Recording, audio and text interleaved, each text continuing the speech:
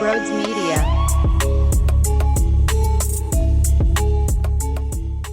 That was terrific. That ballpark was insane. That was the most fun I've had watching this team play all season long. And how ironic it comes right after the day I've been the most angry I've been. It's nuts. Baseball. Is that what they say? Baseball. The rush of watching Duran run out of that bullpen with the entire light show. Duran, we're all going to get it wrong. Minnesota says Duran. I've heard everyone over here say Duran. Whatever. The lights, the music, the crowd, the energy. I couldn't even imagine what it was like feeling those emotions. I got to imagine you're like shaking your whole body. I don't understand. I don't get how you can settle everything down and then throw effectively. And then, by the way, 4 pitches. It's ridiculous. Stott hustling his ass off, beats out an infield single. You get extra outs. Well, what do teams do if you are good? And we'll find out if this team is good. But generally speaking, good teams will make other opponents pay when they shoot themselves in the foot. And that Tigers bullpen, over and over and over again, they shot themselves in that foot. And by that, I mean one big one, but still. I don't know why I said over and over and over again like that. It was one big one. It was great, though. How cool was watching Nick single, watching Kemper a couple of times, even the the baiter, walking up to the dish for the first time in the uniform appreciation acknowledgement. That gave me goosebumps. The J-roll stuff before the game even happened gave me goosebumps. That was a pretty emotional game. It was swinging. We love when it swings. Bryce in the check swing, speaking of. Do you think Rob Thompson could have been any less passionate there? Seriously. He goes for the, I just want to have a conversation. I'm going to cover my mouth so nobody can see. What was that? And then he nonchalantly puts his ear closer to his mouth so he can hear. But there's no actual fire. There's no one actually pissed off. There's no actual anger. Now, whether Bryce Harper went or didn't go, that was as 50-50 as it gets. That was very gray area. But to the credits of Bryce Harper here, you let it rip. And truth be told, you probably could have even done more. But it played a part in the way that this all formed together here. You got a team responding to the leader barking. Now, is the umpire a loser? Is the umpire a fraud? Is the umpire thinking I'm watching this game for him? Unfortunately, yes to all of that. He's a piece of crap who doesn't realize what we're watching here. We're trying to watch the best to do it. And then Orion Kerkering gives up a bomb right after that inning ended. So punch me in the nuts and call me Sally. My God, what a terrible feeling. The super high got sucked right out of your soul within seconds. But they don't stop fighting. They do what they got to do. Nick. Kemper. And how about when they had bases loaded, Stott had the sack fly, and you really did think to yourself, oh man, they're gonna score 1 and then leave a lot of meat on the bones, aren't they? They're going to get out of this with only 1? That would feel like a win if you're Detroit walking back to your dugout. But somehow they managed to pull through. Flaherty versus Ranger. Ranger, outside of the 3-run blast that he allowed, I thought he was pretty damn good. And of course, I think we were all thinking the same thing. Here we go again. Excuse me. Here we go again. We're going to end up having a quiet day at the office offensively. Your new acquisition at the deadline isn't even playing because Max Kepler has to play. Flaherty is running through you like he's 21 years old. And oh, by the way, second half Rangers always a worry. And here comes a pitch to who? Oh, Gleyber Torres. Yeah, Gleyber. Fucking crushes it. Yo. Ranger.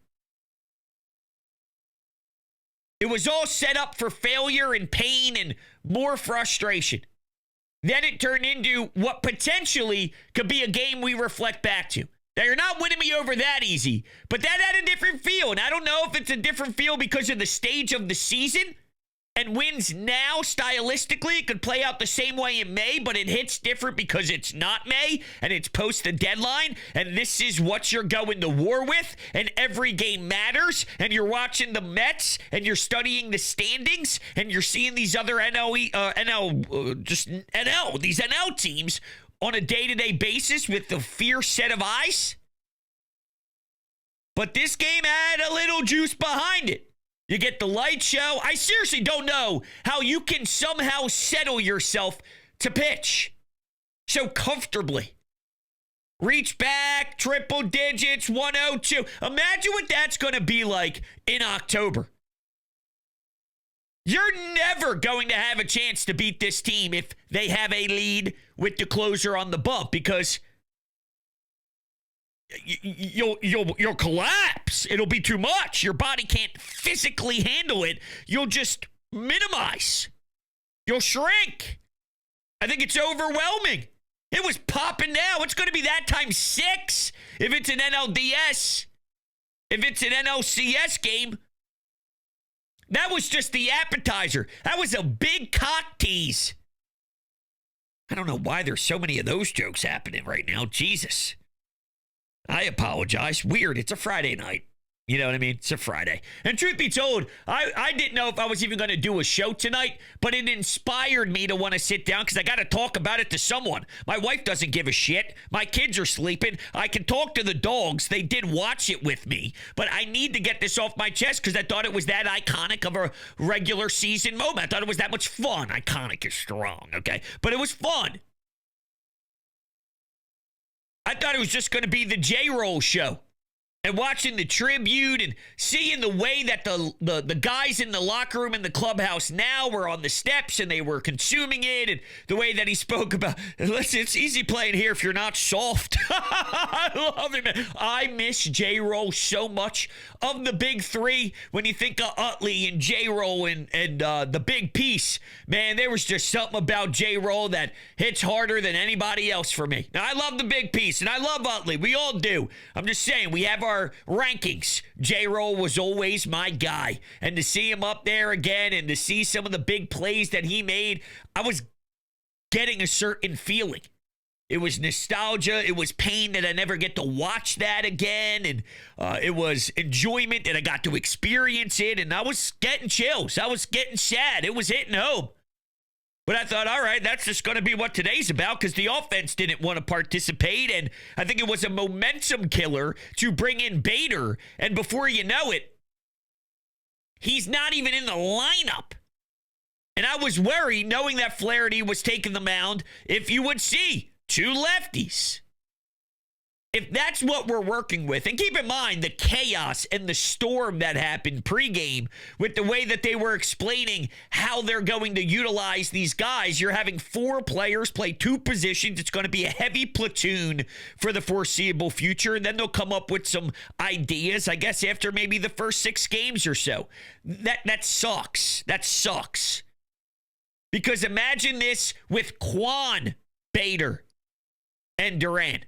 Now, what you were feeling and that electricity, the sense of urgency multiplies everything by a large margin. It's getting to the point where, rightfully so, a lot of the talk around town today was, what is the organizational philosophy We now are getting out of the Dave Dombrowski talk. Not that he's done a good job, because he hasn't, but we're no longer even criticizing Rob and criticizing, some of these front office members. It's about, what is their plan? Are they even trying to win a World Series? Let's start there, because if your organization isn't doing that, then everything else that follows it, of course, isn't going to align with our ultimate goal.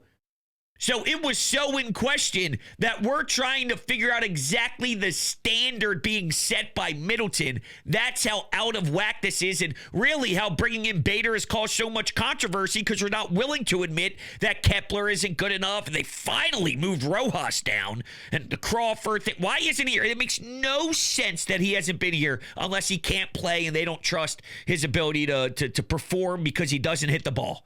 And that's the only thing I can come up with. Now, service time and whatever, I think I heard a little bit something about now that being in play. That's not my expertise, but if it is, now you're adding that crap into the mix, and I don't know, whatever. Good game, Kemper. I want to give a lot of love to Kemp.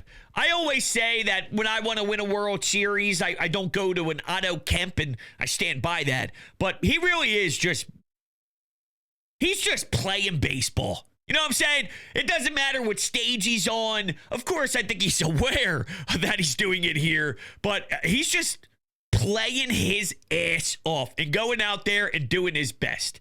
And I respect the hell out of that. I do. I respect the hell out of that so much, because he's just constantly involved, And again, when I talk big picture and I think World Series, the first guy to come to mind isn't necessarily Otto Kemp. Do you understand what I'm getting at here? But he is just busting his rear end. He is just nonstop, chaotic, I think, in a way. He's not perfect, but I just respect it. And I even respect Stott during this struggle, really hustling down first base. It wasn't even close when he went back to the replay booth, and that scored a run and helped you win this game. And the one thing that irks me really is how quiet the offense was early, and the fact that you had Rob Thompson not spit in the face of the umpire. That's the one area that he lacks that really does kill me to my core, is if Bryce is getting screwed, and he got screwed earlier in that at-bat too, with the pitch that was up and not close to the strike zone, which was called a strike. Now the whole entire at-bat turns around, which he should have walked anyway. But still, I mean, come on, Rob. You can't let Bryce Harper get disrespected like that, even if he might have swung. It was fiery enough of a moment to give me more red face. I need to see a sour Rob Thompson. I need to see a ticked off Rob. He did get up and out there rather quickly, especially when we're thinking of a Rob Thompson scale. I mean, he can walk 0.0000001 mile per hour and he'll feel like he's Usain Bolt. So it's a very low bar. But Rob Thompson did get out there. It's just what he did when he was out there was underwhelming. It almost devalued him going out there. I need you to get tossed too. Just because it was close and it could have went the other way. Give it to him. I love you, Rob. I'm always going to say I'm a Rob guy. But damn. I always say damn when I'm done smoking my Emilio cigar. Because one, it was so delicious. And two, I'm angry that I'm not smoking another one. Now, I could, but you know what I'm saying? I like to smoke one a night, late night, after a Phillies win like that. And you still have that rush and you still have that excitement. And it's one of those games where you rewatch the extended highlights on YouTube 6 times before bed. And you just listen to the crowd and you see the videos that get tweeted out of no commentary and just Kyle smacking one into the outfield and the crowd is screaming. They're on their feet. It always brings me back to this time. And I say it all the time. That JT Realmuto inside the park homer, that building, I swear to you, the foundation was swaying. I thought I wasn't going to make it. I had to sit down. I thought I was having a heart attack. My brain was rushing at 1,000 miles per hour. It was so overwhelming, screaming at the top of my lungs.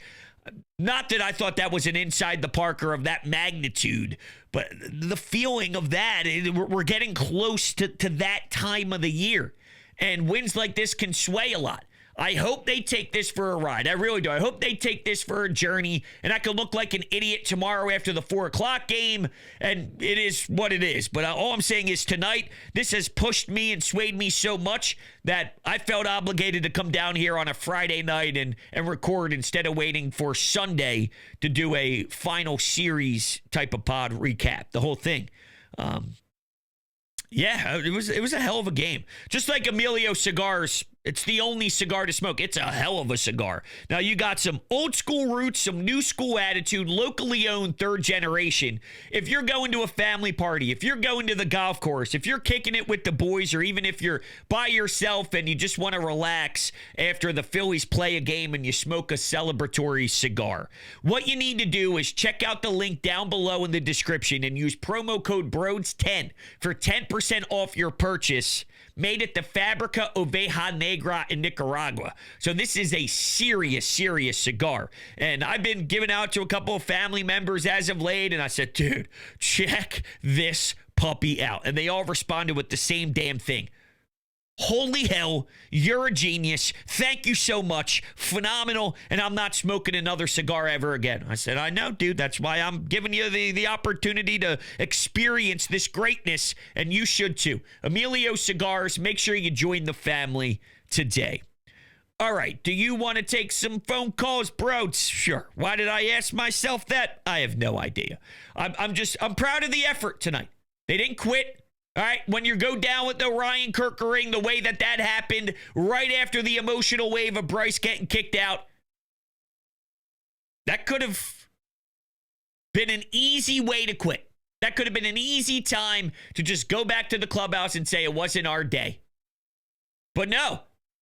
On the Ryan Kirkering front, though, that's why I'm very nervous with him. I'm skeptical with him. I think he can get the job done. I do think he can put out fires. I do think he's competent. I do.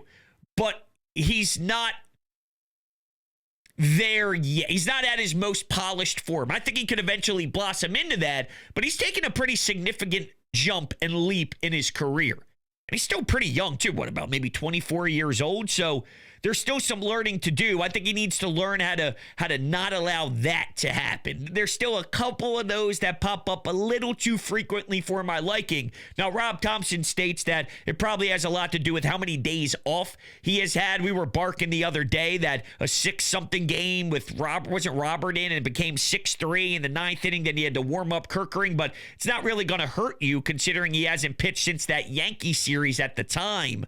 So maybe it did have something to do with the long layoff, but I just think they kind of flirt in here and there. That's stopping me and blocking me from going all the way in with Kirkering.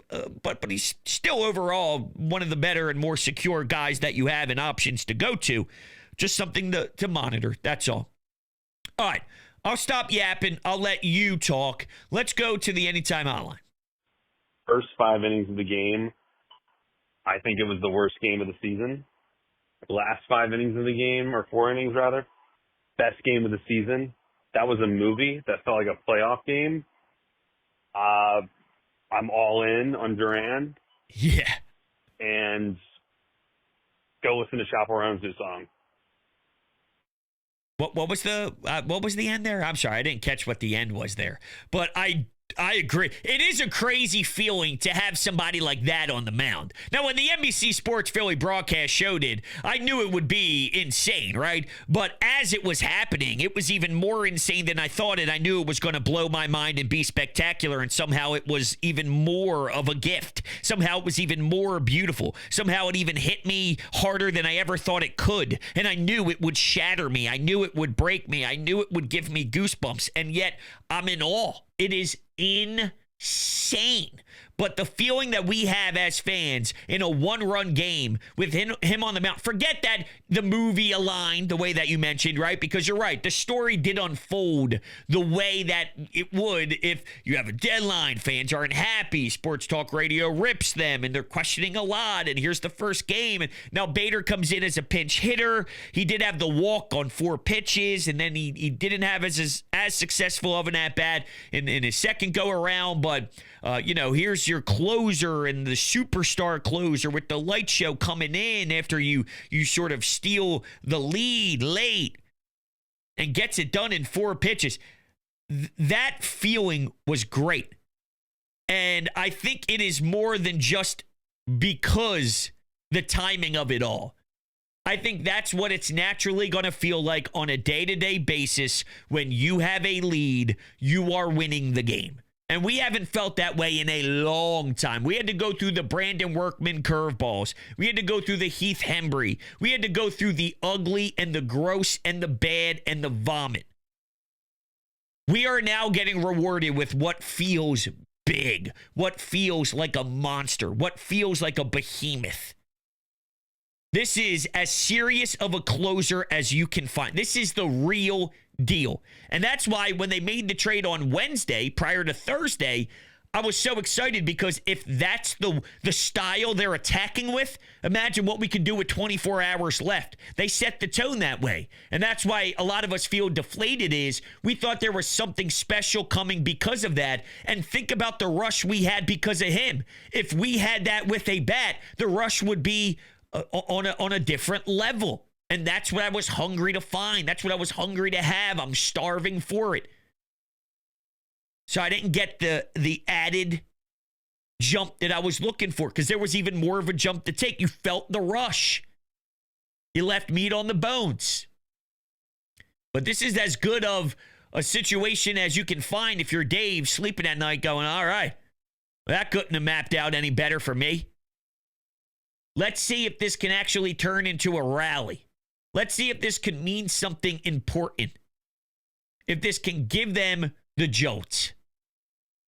Because this type of win, generally speaking, it does that. Or slowly but surely, you show us who we thought you were. You show us that. And that's very much on the table. This style of window, it's a lot different than if you won 8 rip and you had 1/3 inning, and then the 4th, 5th, 6th innings were a little quiet, 7th inning was a little quiet, 8th inning, 1, 2, 3, 1, 2, 3, 1, 2, 3, and then the 9th, someone hits a solo shot.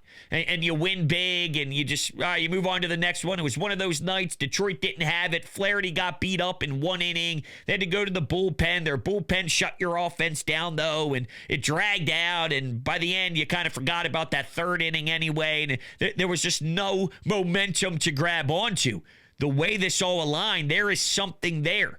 Show me that you are the team that you think you are, and prove to me that I've been wrong about you. Show me you have something that can kick you into shape. That's all I'm asking.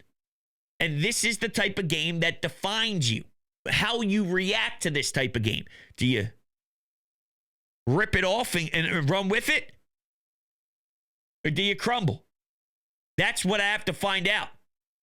That was a damn fun baseball game. It was a fun game. That's the beauty of sports right there. That's one of those nights where you just reflect on how much fun it was. Forget how mad you are, Dave. Forget this, forget that. It's very difficult to do that because this is in our blood for a reason, and we care so much for a reason. But sometimes I can stop the windshield wipers or whatever. I don't even know what that means, but I can just blind myself for a second and just say, that was sick. That was sick. Getting the pump, had it on in the TV. Like I said, the dogs, I was sitting and watching with the dogs a little bit as well. It was smiling. Once we got to the part of the game that made us smile, of course. For a while, I wasn't smiling. It was, at least we got J-Roll out of this. At least we got the cool stuff beforehand, hearing the big piece and whatnot. And J-Roll just speaking from the heart. I do miss J-Roll. It was a time. It was a time. Okay, back to the phones. Brodes, Keller from Texas. Man, was I the only one watching Duran and envisioning like a Game 5, Game 6 NLCS? I mean, that was amazing. I'm speechless. Like, I haven't felt this good since Bedlam at the Bank with Bryce Harper. I mean, this is just unbelievable. I want to run through a window right now. I'm so excited. this like got me out of the depression I was in from the White Sox series. I can't explain it. This is just amazing. I love you, Brodes. I love you too. Thank you for the call. I understand that. I do. Now, is it as insane and cool as Bedlam at the Bank? No. But what we do is we speak irrationally because we're speaking out of the heart and we're really enjoying it in the moment and it's fun for the night. So you say, oh, yeah, it reminds me of that. But not that. But run it through. Well, I get it. I do get it. You get the dung. Dung! Dung! That's the Undertaker noise, by the way. If I did that horrifically, I apologize. You got the Undertaker music. You got the real music coming in. And here it... Woo! Woo! Fuck yeah! Think about pounding 22 beers in Jetro. All right, a couple fireball shots. You rip right through. Full bottle or just a little sidekicks. You know what I'm saying? Bing, bang, boom. Here you are in the ninth after Stott's infield single. And you're losing your mind. And here we go. Then you're right. Top it off with an NLCS moment. It's game 7. It's... I don't know. I was going to say win or go home, but that's what game 7 means, so I'm fucking stupid. It's, a big game 7, and you need a close. How's that for description and being good at my job? In October, you may get that on a night-to-night basis. You remember the emotional roller coaster you go on, right? It was actually back in 22 and then a little bit in 23 as well. Playoff baseball drains you. It does. It drains you differently than a football playoff run, right? You play once a week, you have all week to recap and then look forward and X&O yourself to death. But in baseball, you play at 4:05, you got another 4:05 game the next day. It's a slow, methodical game, so your heart is racing at a different speed and the anxiety pitch after pitch. It is physically taxing. And I was doing that without kids. I can only imagine what it's going to be like with kids because, well, it really does only do a little bit more damage. You're going to have to deal with that on a day-to-day. That right. Here we go again, right? 24 hours earlier, it was 3-2. The meat and potatoes of the order up, and you get that, and bang, 1, 2, 3. And, here's the next night. It's a similar situation, but it's 6-5. It's 4, 5, and 6 hitter instead of 3, 4, and 5. So a couple of these guys are getting another crack at another at-bat at him, and he goes 1, 2, 3. Oh! Oh! I can't wait for that. I understand the excitement. I thoroughly do. Wow, Brodes. What an insane, exciting, just absolute thriller of a game coming out of the trade deadline. And I think this game, honestly, this is kind of just what I hope the type of momentum we can ride into the playoffs and just, kind of like that 2022 year, ride it all the way to the World Series because today, man, it wasn't pretty early. It was, I was expecting to make a call just absolutely pissed about this offense, but they had a lot of timely hits, and it's not always about getting a bunch of hits or home runs, but it's about those timely hits, Bros. You get the bases loaded, it gets to 2 outs, and you bring in 3 runs. That was huge, I think, Bros. I think that was the inning. Honestly, I forget. It's all just a blur after that Duran entrance in the ninth there, but man, Bros, exciting game, like I said. Harrison Bader, he got that clutch walk when he needed it. I wish he was in the starting lineup, but, a win's a win. And, yeah, hopefully we can get another one tomorrow. Thanks, Bros.